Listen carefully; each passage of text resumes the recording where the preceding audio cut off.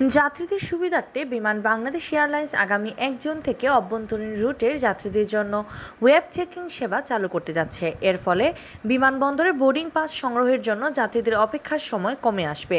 যাত্রীরা নিজেরাই তাদের পছন্দের আসন সহ ডিজিটাল বোর্ডিং পাস বের করতে পারবেন।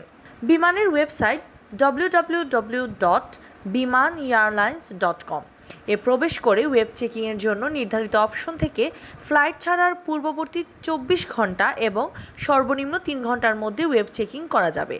তবে যদি কোনো যাত্রী ২৪ ঘন্টার মধ্যে রিটার্ন ফ্লাইটে ভ্রমণ করেন, সেক্ষেত্রে প্রথম যাত্রা সমাপ্তির পর রিটার্ন যাত্রার জন্য পুনরায় ওয়েব চেক ইন করতে হবে।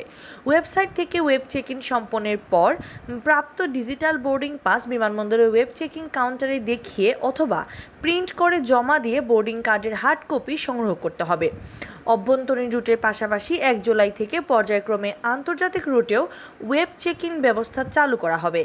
যাত্রীদেরকে ফ্লাইট ছাড়ার সর্বনিম্ন ১ ঘন্টা আগে বিমানবন্দরের ওয়েব চেক ইন কাউন্টারে ব্যাগেজ জমা দিতে হবে এবং বোর্ডিং কার্ডের হার্ড কপি সংগ্রহ করতে হবে।